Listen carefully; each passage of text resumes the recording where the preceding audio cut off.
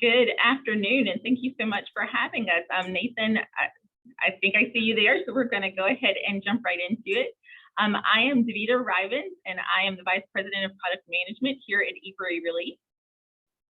And from my side, Nathan Dalechek, a Senior Customer Success Manager at YourCause from Blackbaud.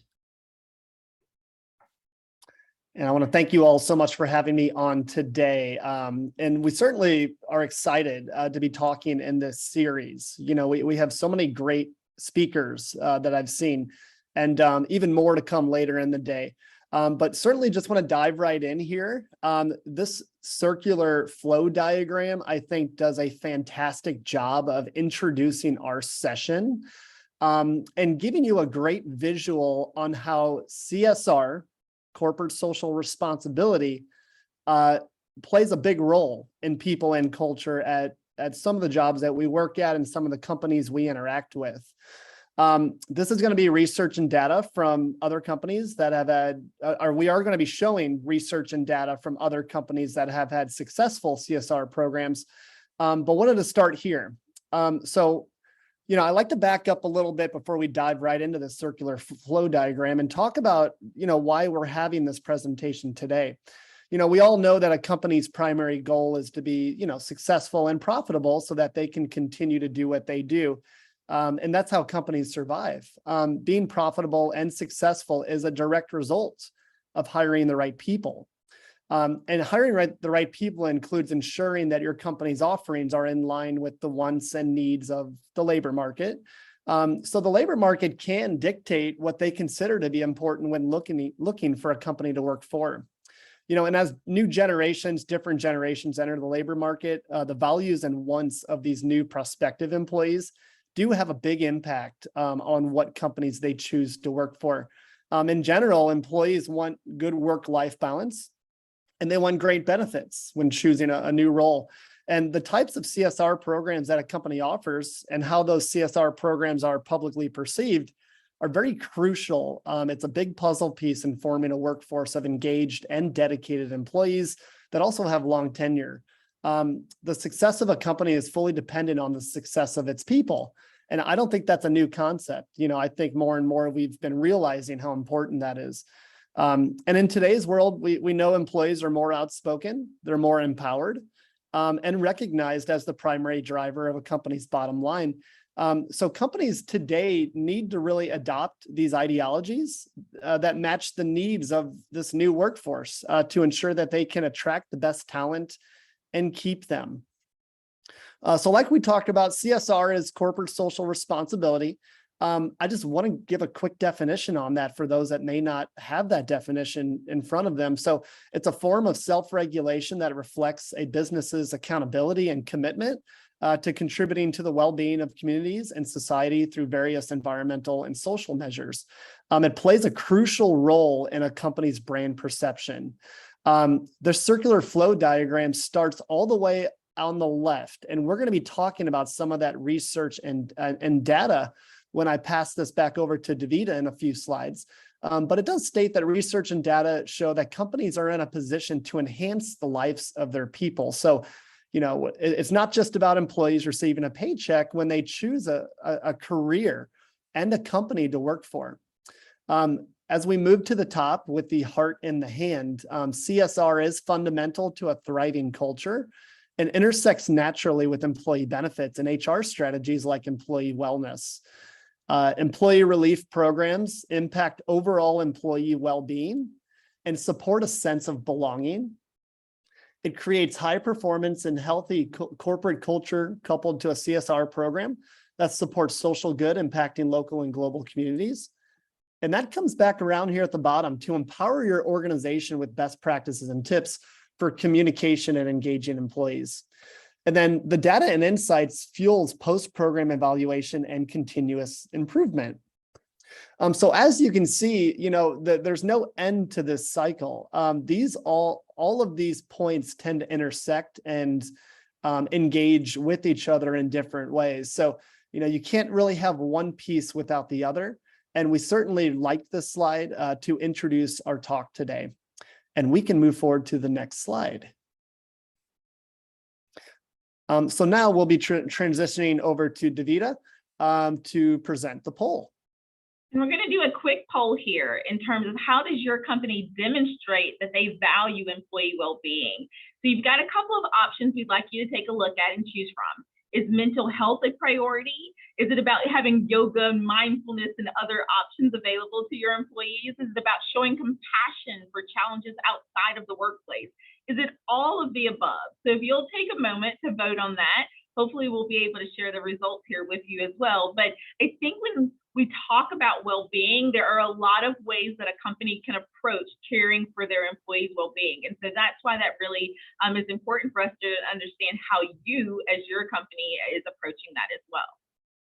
All right, it looks like we've got our results back here. So it looks like 86% of you are looking at all of the above. So you're really trying to do a holistic approach, making sure that you're focusing on the employee, not only in the workplace, their mental well-being, their physical well-being, but also the challenges of life. And so today, that's going to be super helpful to us because we're going to talk about that in terms of financial well-being and how that will play in. So when we look at the state of financial well-being in work, over the last couple of years, a few things have become very clear for employers. One of those being that your employees don't leave their personal lives at the door or on the other side of the screen when they show up to start their workday.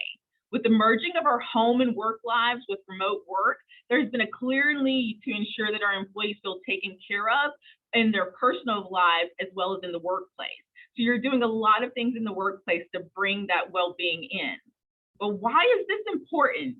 Well, because nearly 50% of the American workforce are suffering from poor mental health. We're often wondering what those triggers are and why other traditional support systems like an EAP may often fail many working families. In this survey by the Salary Finance Committee, 48% of employees said that they were suffering from mental wellness issues, and 48% said they were also stressed about money. Why is this important to you as a company? Well, we know that when your employees stress about money, it leads to a loss of $500 billion to American businesses each year due to your employees being stressed. Why, how does that work, right? So if they're stressed about money, they're coming to work, are they paying attention? Are they paying attention to work? Are they making more errors in the workplace? Are they actually able to show up and be their full authentic selves? There's a lack of security that is happening there, which is creating an opportunity for the private sector as well as employers to help fill that gap. And you said so yourself, you're doing things like yoga days, you're doing things like, we saw here, you're doing all of the above to try and help your employees reduce those levels of stress. And that definitely takes the approach from a mental standpoint. But we also know that 72% are a high number of people from around the world, and here in the US specifically, have less than 3 months of savings available for emergency funds. So when you have someone who only has maybe $400 for an emergency, and yet they're always kind of living on the brink of that, how can you as a company make sure that you're addressing financial well-being in the same ways that you're looking at mental well-being? So beyond financial stress, we know that people are exhausted and burnt out. We know that this is higher for women and women of color, and it's just the normal expectations of what is expected of them outside and in the workplace as well. This is in turn leading to what we've heard termed a great resignation, but I have some hope for you all around the great re-engagement that we are hoping that many companies will start to focus on, is how to re-engage their employees. We are encouraging companies to think about how you can stave off those stressful situations by continuing to offer remote and hybrid workplaces for your employees so that you can help with that burnout and exhaustion. Many programs have been created in the last 2 years, and we're continuing to see companies build upon the solutions that they already had in place. I've heard recently about early release Fridays, the yoga Tuesdays, and we can clearly see that companies are approaching wellness from a number of viewpoints and strategies. But why is that important for you as a company to actually make that a part of your overall goals? Well, it's important because we know that there is a direct linkage between employee well-being and reaching your corporate business goals. There is a SAP Business Health Culture Index, which analyzed business outcomes of its well-being efforts, such as increasing employee productivity and engagement. The higher the cultural index rating, the more operating the profit that the company saw. But there's more impact than just the bottom line. We're not just showing up in the community when you're doing this. You're showing up for your employees, which is a special community of their own. And so what you're doing is creating a positive perception of your company and helping them to create loyalty. So you can see here that they intend to stay longer when you are showing that you care for your employees. At the end of the day, it's just good to be good to people, right? But it's good business. And we found that 50% of employees surveyed showed that they reported losing 1 to 5 hours of work time each week due to stress. But if they were worried about money, they were less likely, 5.8 times more likely not to finish daily tasks. However, employers who offered programs to help their employees manage their wellness, manage their mental well-being, had a 66% increased productivity from their employee base. And that just shows across everything. It shows across customer loyalty, employee productivity, profitability, and staff turnover. So again, while it may just seem like a good thing to do, it's actually a really good business. There is a direct positive correlation between all of these elements, and we highly encourage you as an employer to make sure you're thinking about those as well. So we're kind of going to switch topics a little bit because I've raised a lot around finances, and you're like, well, Davida, that's great and well, but what's the solution? There are a lot of things as an organization your company can do, but I'm going to first ask the question, does your company have a program to support employee giving to employee relief? And so you can ask, yes, we do, or no, we don't, but maybe we should, or maybe you don't know, and that's why you're on the call today, because you want to learn a little bit more about this. So while those poll results are coming up, Nathan is going to talk about CSR and employee relief and how those go together. So we'll hold for the results here so that we can share those with you. Mm-hmm. Actually, 33% of the folks on the call today, Nathan, have an employee relief program, but there are 56% who do not and 11% who aren't sure. So they are going to learn. We've got some great folks here in the audience to learn more about employee relief. Yeah, and that does match with kind of what I've seen.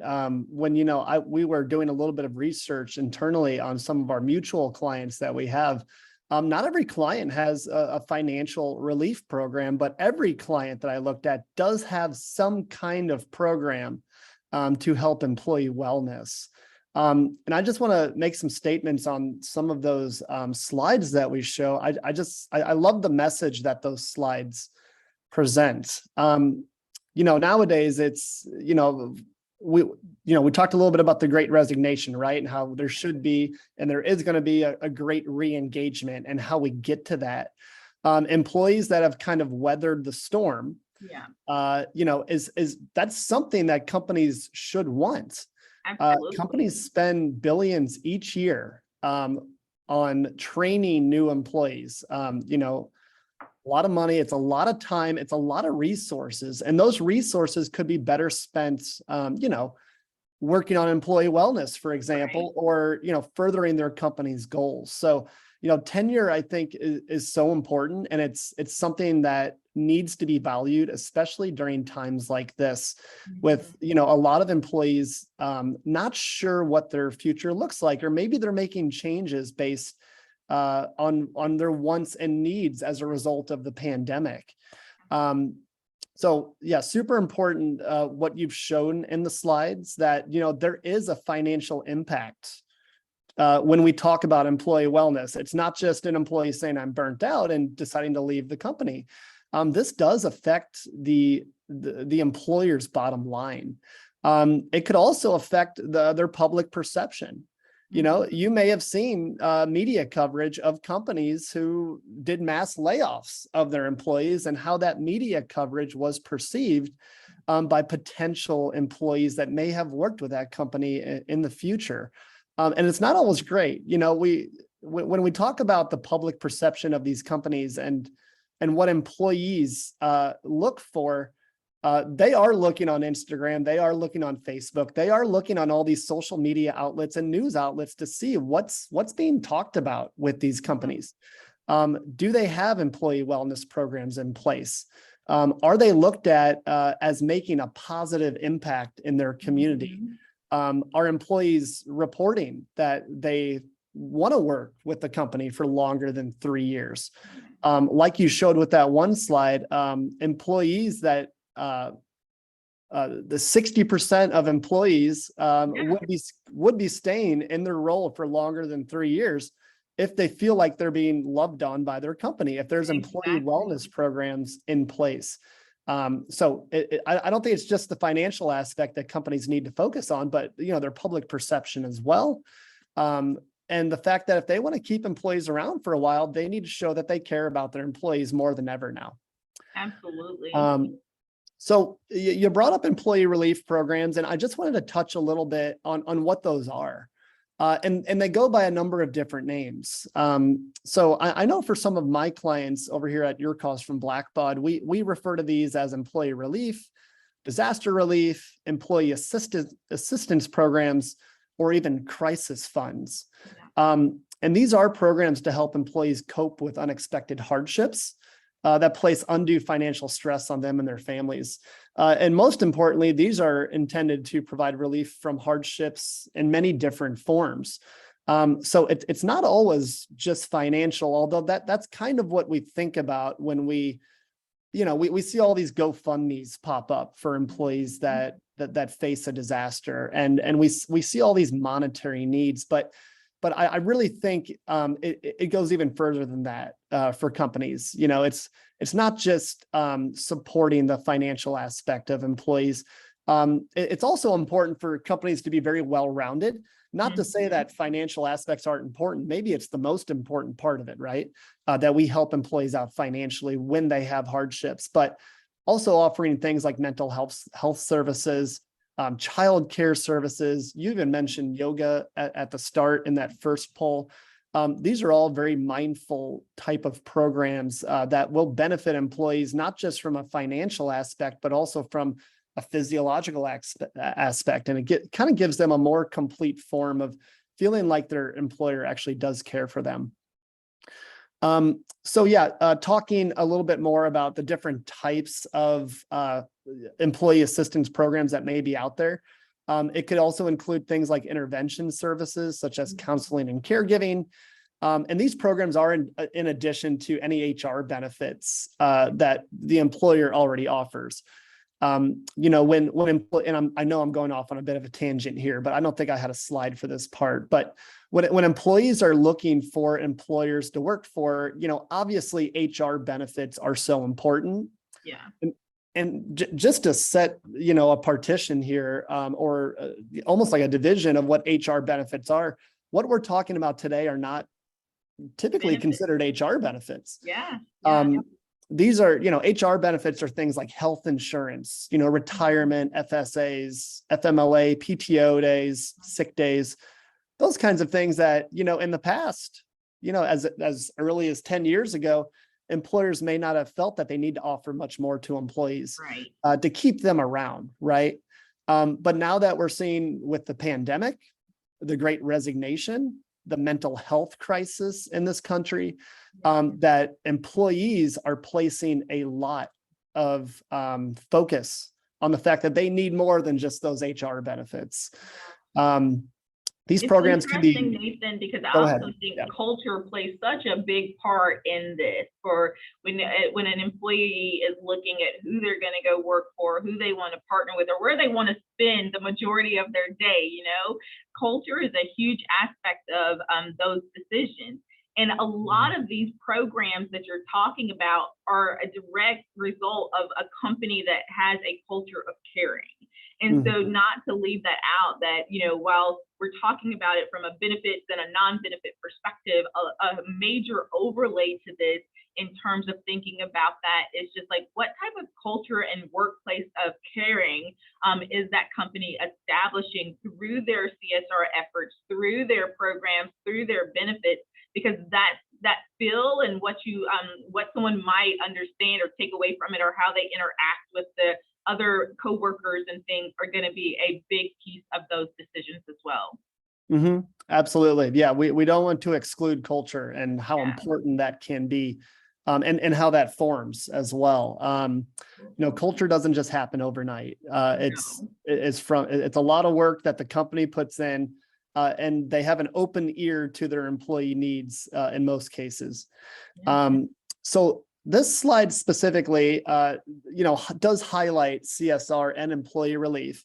You know, we touched on how CSR can impact financial wellness through employee relief.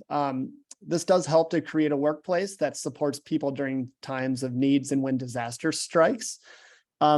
Employees would apply for a grant in their time of need, or they can apply for a grant on behalf of another employee through fundraising. And that's what that last point talks about, is employees can support one another by, you know, either highlighting the fact that an employee has a need, or even by donating to a relief fund as part of a giving program. Absolutely. And these relief funds can be in different forms. They can be through private client-based foundations, which I see a lot of more and more nowadays. And the clients I talk with, they're even talking about starting private client-based foundations. It just makes it easier to donate to employees to be able to get that money across. Was there an FAQ that came in that I may have missed? I saw a note come in, maybe. The other forms are public charities, like America's Charities is an example of a way that donations can be administered through employees, or even companies will administer donations in-house as well. And we can go ahead and move on to our next slide. Yeah, and actually, Nathan, I just wanted to share that E4E Relief is a third-party administrator of employee relief programs. And many of our clients work with a YourCause at Blackbaud to have their dollars come in through their accounts there. And then E4E Relief actually contributes by doing the administration and management of that program. We've been doing this now for over 20 years, and it allows us and you to be able to scale your programs and get them implemented and launched fairly quickly. We work with more than 120 companies to provide these types of programs to over 5 million employees globally. And actually, this is a great segue for me, because of the next couple of slides here is going to be looking, actually, I don't know who the anonymous attendee is, but your question is perfect in terms of tracking and reporting on to be able to demonstrate the business value to leaders. The next couple of slides that I'm going to be looking at are actually exactly tied to that. So over the last 3 years, E4E Relief has seen a significant number of applications come in, both related to COVID, disasters, and other personal hardships that an individual may have experienced. So we surveyed more than 8,000 individuals related to the type of impact or outcomes that we might anticipate from a relief grant. So we've done some proprietary impact research to determine those outcomes and create some business linkages for you. So in 2020, we did this survey. There were over 8,000 respondents. And what we found in that is that more than 70% of those employees that responded stated that they felt less stressed due to their award. Why is that important? Well, we just talked about how stress related to money and financial situation can directly impact how they show up at work, how they engage at work. And so being able to say that they felt less stressed is a business reason. We also saw that more than 70% reported that they had breathing room to figure out next steps. One of the key issues when someone is dealing with a financial situation, especially if it starts to get into their housing situation, can be missed time from work. And that's due to having to deal with eviction processes or having to go look for new apartments and going through those processes. So when you give someone room to breathe and figure out their next steps, you're helping them again to show up, to be present for work, and to avoid having to skip those types of things. The last one here, and I know this one's a little on the softer side, but it's important, especially in a time where we were all working remotely and not feeling as connected to people. 20% of employees reported that they felt the program helped them feel less alone, because they know that this is driven by people being able to give to the program and then them being able to get dollars back out.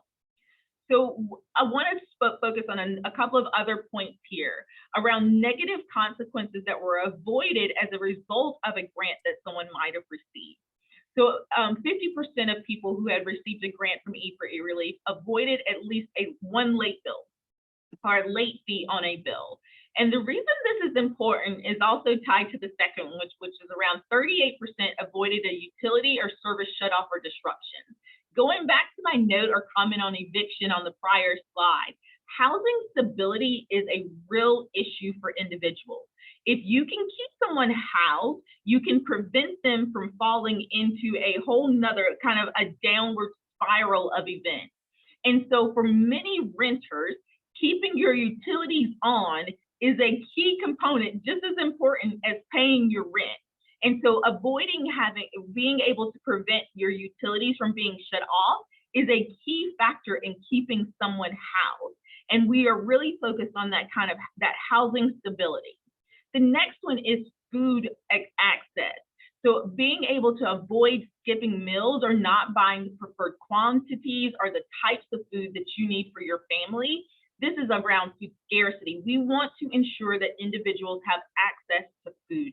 So those are some of the ways that we are looking at impact here at E4E Relief, because we do believe that there are both best practices related to ensuring that you're able to help that individual and help them get back to work faster, but also just their quality of life. So I definitely want to make sure that I call that out. I'm gonna go to the next slide just for a minute because I can speak to this slide while I'm answering some of the questions that are coming through. But we do have some client examples and best practices that Nathan's gonna lean into here just for a moment. So there's a question that came through, Nathan, that what are best practices of CSR working with multiple departments on relief efforts? And I can take this one and I'll go ahead and answer it live.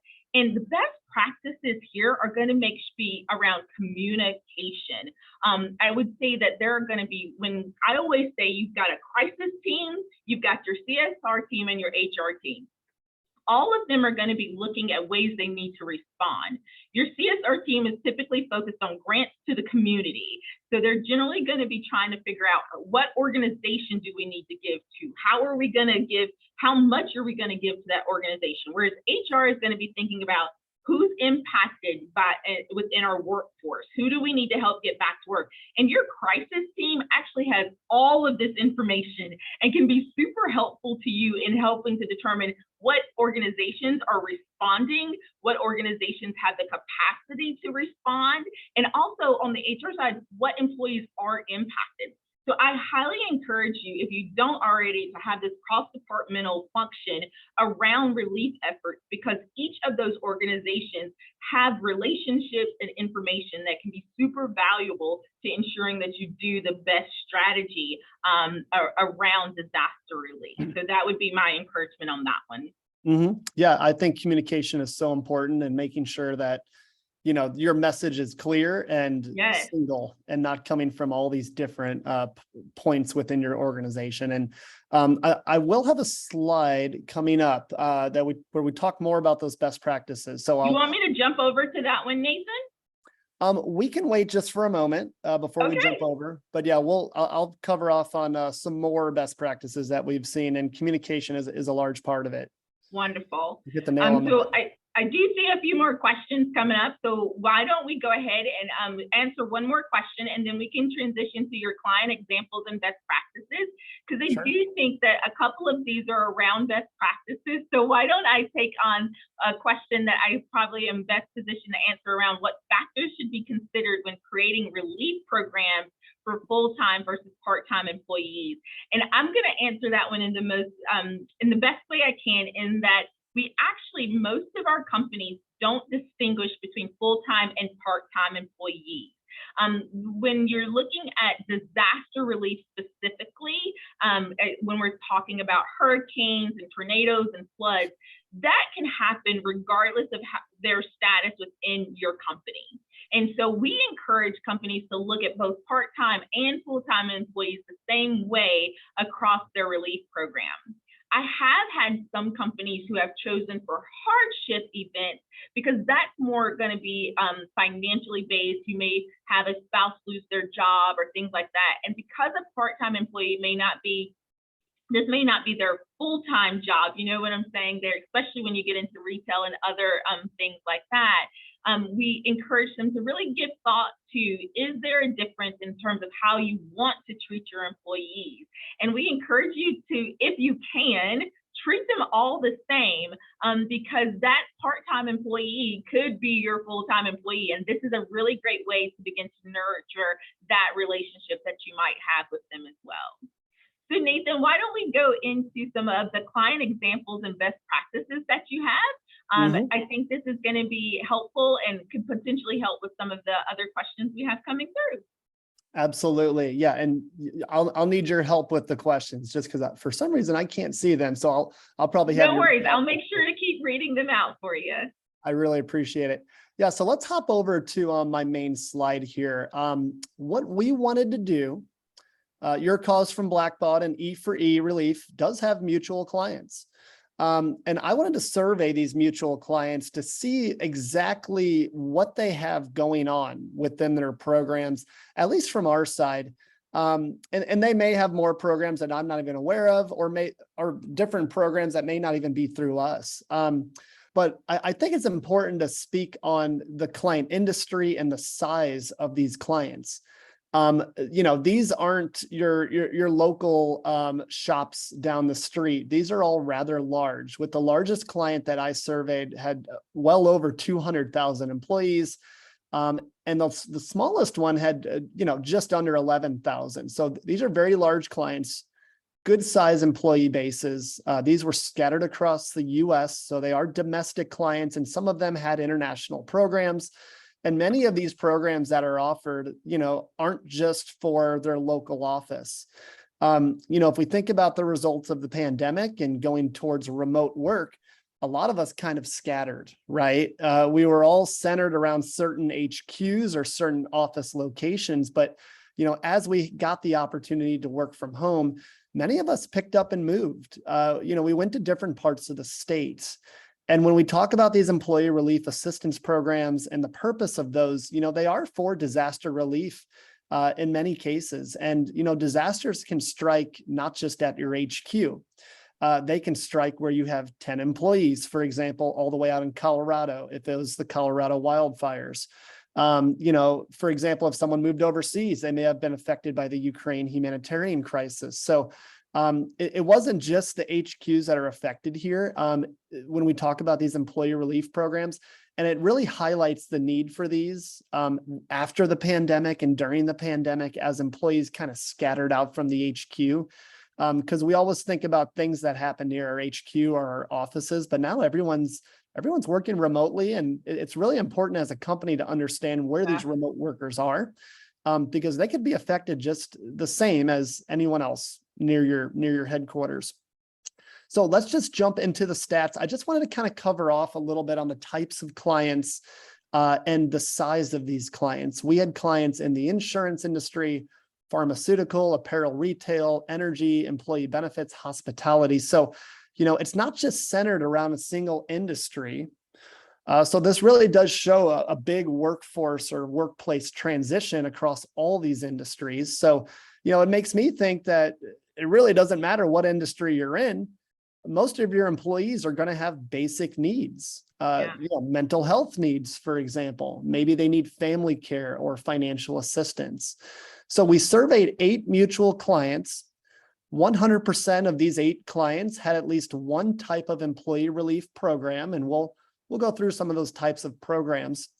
3 of these clients had at least 5 separate employee assistance programs. So that could be a combination of financial relief. It could be monetary or in-kind.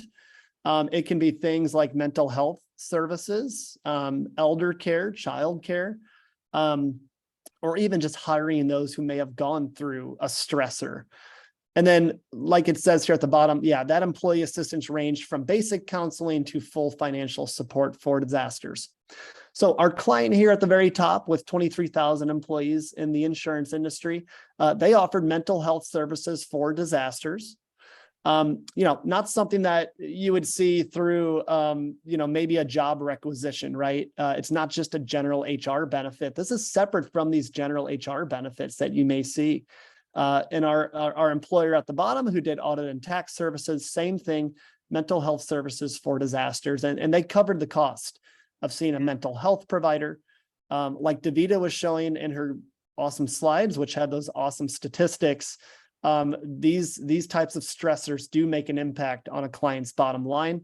And also they affect employee tenure as well. And, the ability of an employer to step in and offer these services and let them know, hey, it's okay to have these types of issues. And we even go a step further and want to pay for these types of issues and, to kind of get you the help you need. It's really showing that they do have that level of care for their employees.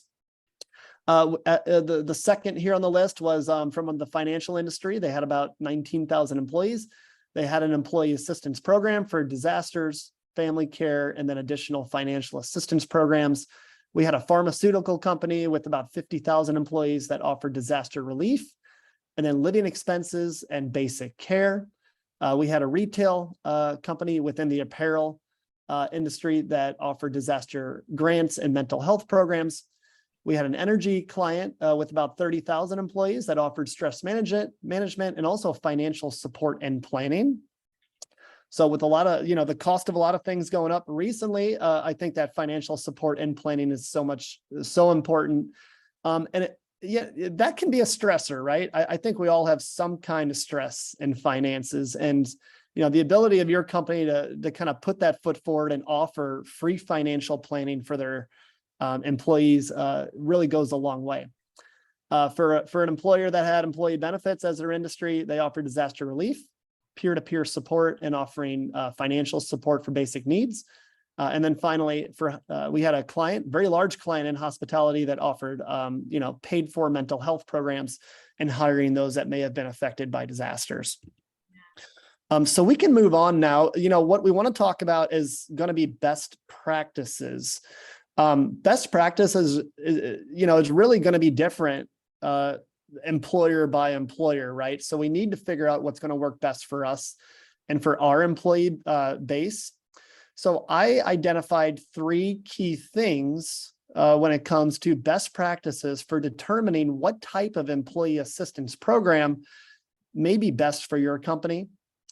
All the way on the left here, I have written the right place and the right time. So we talked about place a little bit, right? And how not every employee is near the HQ anymore. We have hundreds, if not thousands of employees working remotely. And it's so important when a disaster strikes to not only want to support that disaster, but understand if you have employees within that area that could have been affected.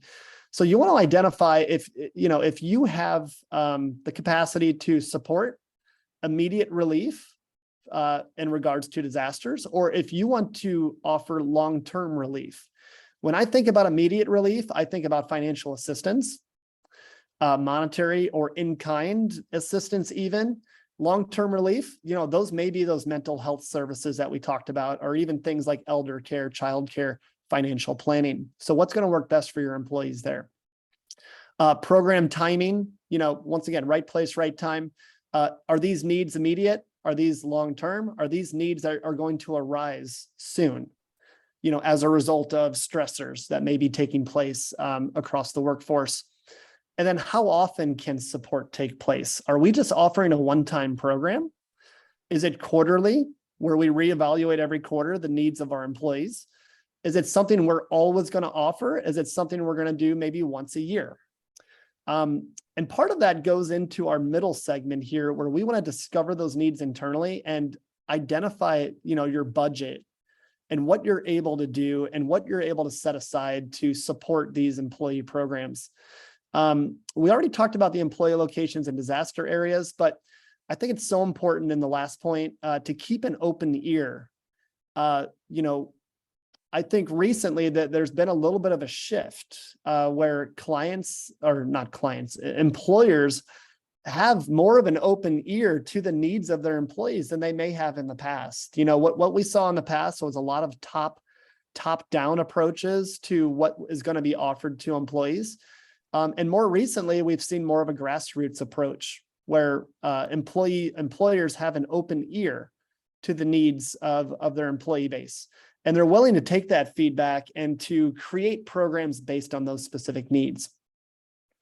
And all the way to the right, what works for your organization. So different organizations have different needs.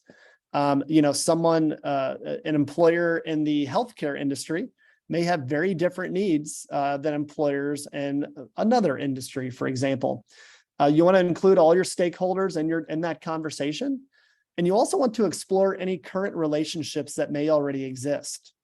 If you do a lot with the Ronald McDonald House, if you're doing a lot with America's Charities, the Salvation Army, the American Red Cross, maybe you want to try to expand on those current relationships that you've already built on. We don't have to start from scratch in many of these cases. We can use some of those existing relationships to offer assistance to our employees. Absolutely, Nathan. I'm not going to add on to that, but I am going to pose the question that we got in for the audience that I think fits in pretty well right here. And that question is, what are common challenges CSR professionals can anticipate when thinking about setting up employee wellness or employee relief programs? And I think I'm asking that question here because a lot of what your slide is talking about are some of the challenges in trying to help people get in front of those challenges. From an employee relief standpoint, I'd say that middle piece is really understanding the needs, knowing what type of employee needs you have, kind of assessing where you might have helped in the past informally. Thinking about where you've seen that GoFundMe pop up, knowing the budget and the funding sources and who's going to own the program. Those are all things that I encourage companies to get ahead of very early on when they're considering a relief program, because they are the ones that are going to pop back up later on, and having all of those answered early can help. What about from other CSR initiatives? What types of things do you think CSR professionals need to get ahead of? Absolutely. And I think you touched on it as well. I always think there's a little bit of red tape we got to cut through before we fully launch that employee program. And maybe it's a mental health program where we offer free mental health services or paid mental health services. Maybe it's elder care, maybe it's financial planning. But I feel like it's really, it's not too difficult to come up with those ideas. The difficult part is, how are we going to get our adoption from our leadership? We want to make sure we're all sending the same message about how we're going to support our employees.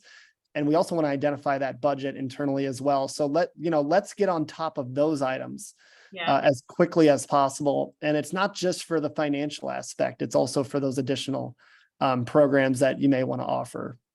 Awesome. Yeah. We can go ahead and jump to the next slide. Davida, I do appreciate you already touching a bit on this, how communication is such a large part of your employee assistance program. And we want to build up that anticipation, as we're getting that leadership adoption, as we're cutting through that red tape, as we're determining a budget. Let's go ahead and reach out to our employees with some communication, some internal emails, that something is coming, a change is coming, and it's something you should get excited about. Yeah. That's going to encourage our employees, if they're going through a tough time, if they're not having a great day at work, if there's an external stressor outside of work that they don't know how they're going to handle, they can be confident and be reassured in the fact that your company is listening. We know you're going through a hard time. And maybe it's just the fact that we're just acknowledging that you're going through a tough time and we are going to do something about it. You might not have the answer today, but we are working for an answer, towards an answer for tomorrow. So let's work on building up that anticipation. Let's get adoption quickly and see if we can get an email sent out from one of the folks on our leadership team about how we're going to better help our employees. And we don't have to have all the program details in place. Those details are going to come, but we do want to let our employees know that we have an open ear, we care, and we're working towards a solution for you. We want to, and Davida, if there's anything you'd like to add to that, you're welcome to. No, please. I'm just nodding in agreement, fierce agreement. Excellent. Implementation of the program. This is really where we get into the nuts and bolts about how is this going to look. We want to keep our employees updated as we go through the process. If something's changing, change is a good thing. That's my last point there. If we're maybe going to be delaying the launch a bit because we need to do some more internal soul seeking, or we need some more approval internally, let's communicate that out to employees, keep them in the loop. I think this really does relate to more of an open door policy. And, I don't think any employee has complained about an open door policy, and being able to learn about what's going on at the higher levels and how it may affect them. So as you're implementing that program, let's keep our employees in the loop. Let's keep all of our stakeholders in the loop on any updates that may be taking place. Launch day should be a celebration. Maybe it's a pizza party. Maybe we send out a $20 gift card for lunch to every employee that day. Maybe we are doing a live Zoom session explaining the details of our newly launched program and how it's going to be administered and the timelines that it's going to be awarded. And, we're really kind of capping off all that anticipation we've had and celebrating in the fact that we've launched this new program. It's not just internally either, Davida. This is going to be external communication out to the public. We talk about how important, transferring these values out to the public is, and our perception in social media and in news outlets. Let's go ahead and get out ahead of that and get this out not only to our internal employee base, but showing, the rest of the world that this is what we're offering for our employees now. And this is what employees are going to be enjoying. So let's use that launch day as a celebration and communicate internally as well as externally. Keeping close, I wasn't really sure what to call this point. This can mean a number of different things. Keeping close is listening to the feedback from your employees about how this program is being administered and whether or not it's actually benefiting folks internally. We may run into this, right? We may have the greatest idea. We may go through the entire process of implementing and launching. And then we may find after launch, and this is okay, things happen that it's not going the way we expected. So keeping close to your employees, listening to that feedback as it comes up. And this really ties into that last point. Taking that feedback and making changes to your program are absolutely okay. It means you have an open ear. It means that you know the needs of your employees and you're willing to make changes to your program if needed after you launch. So that was everything for that last slide. And I think we're getting close to finishing up our presentation here. So we can move to the next slide, Davida. Absolutely. Post-program evaluation, was this a part you'd like me to cover, Davida? I can't recall. No, I'll cover off on this one because I think Okay. what's really important here is just, it's similar to staying in the loop and making sure that you are okay with change and just continuing to evaluate your program. Never letting them kind of die down in that way, making sure that you're always looking at them and evaluating them. And because of the question that was asked earlier around kind of business value, your evaluation will help you generate and determine how to best report out on that business value. So really thinking about your impact of your program, whether it be the yoga day or an early release Friday or mental, whatever day you need to put in there, really thinking about how you evaluate it will help to demonstrate the value to your leaders. And that will encourage you to be able to feel confident in going forward and letting, promoting or even saying, hey, here's another new program I think we should consider, because you're doing the post-evaluation to help people really understand that. So Nathan, it's been such a pleasure today. I think we're going to move into a Q&A for folks. I know we've answered several of the questions that have already came through, but would love to really, oh, I see some more popping up. So Nathan, I'm going to read it and then we can determine who should best answer. How do you measure if your program is effective in serving your employees? They're all about measuring impact, Nathan. So why don't we both take a moment to try and answer that one? So why don't you start and I'll piggyback? Yeah, I mean, we've heard the saying that the devil is in the details, right? So we're going to want to pull reports on the impact. How many people have we helped? How many people are joining these yoga sessions? How many people are using up their credits for mental health sessions at their provider? How much money have we paid out in employee relief, and what is that impact? So that's how we understand that impact. Is from my side, it's going to be reports and pulling those numbers and getting a better understanding of what that impact is. I think is just really understanding those statistics.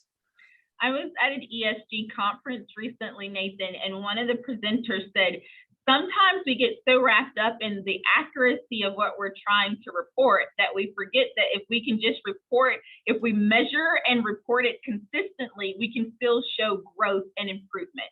And I think that's what we really have to start focusing on with some of these, is how are we reporting it out and making sure that we're consistent in our reporting.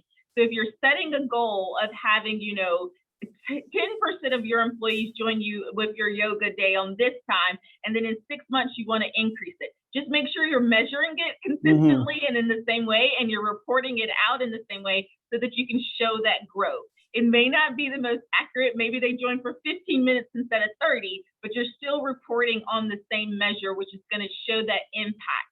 So that is a really great way to think about that as well. So focus on consistently showing and measuring in the same way so that you can show that data out. And not, I don't mean to say less on accuracy. Accuracy is important, but don't get so wrapped up in trying to figure out if you're reporting it in like a 15 or 30-minute increment that you lose the impact of it. I do see another question here. It was also around measuring impact, so we may have gotten a little bit into that one. But this one is specifically around post-program evaluation questions to ask participants or recipients of employee relief programs. And so, Nathan, if you want to talk about wellness programs participants, and then I can talk about grant recipients, that way we can kind of address it on both sides of the house. Does that work? Sure. Yeah. Could you repeat that question? I may have missed that. I sure can. Can you share examples or ideas of post-program evaluation questions to ask participants / recipients of employee relief programs? So on the recipient side, you can see from the questions that the stats that I shared here, we really want to know the impact of this grant. So I would encourage you to think about, okay, did this help you? Were you able to pay for the expense that you were requesting? Is probably a really great place to start. And then making sure you could ask about things like, did it help you return to work quicker? Were you able to get back on your feet faster? Different things like that. And really think about it from a business perspective, but ask your question in a way that it feels personal to them. We obviously, when I asked, did you get to return to work quicker? What I want to know is, are you missing more days from work because the event's still going on? But if I'm asking, did it help you to get back to your normal work day or your normal day schedule quicker? That shows more compassion to the individual. So there's ways to ask it and then use that information to make sure that you're able to build upon your business case. From a participant standpoint, Nathan, I think of it a lot of times like the volunteer surveys after I go volunteer with my organization at an event, and they're saying, well, hey, how did you feel about this volunteer opportunity? And so really thinking about participation in terms of, does it help you feel connected to your community? Does it help you feel connected to your coworkers that you were volunteering with? Those are all really great things to be thinking about as well. Yeah, I thought you gave great examples there. I'm not sure how I can make that much better. A satisfaction score, I think, is a fantastic way to judge the effectiveness of your program. Certainly. it's kind of like a net promoter score. Give me a thumbs up or a thumbs down. And sometimes Right. that's all you need. And so don't feel like you have to make it overly complicated either. Exactly. Well, Jean, thank you so much. So I'm going to thank both of you for your time and sharing your wisdom. I think this has been a fabulous program and all the participants have really benefited from it. I will just quick reminder, we did pop into the chat the link to our survey. We'd like to hear from the participants how you found this session, and your feedback is very important to us. It's how we continue to improve our programs. Thank you, Nathan. Thank you to Davida for sharing your wisdom. Thank you to everyone who joined us today, and we hope that everyone can join us later this afternoon for our last CSR Marketplace live session. So with that, I wish everyone a good afternoon. Thank you. All right. Thanks all.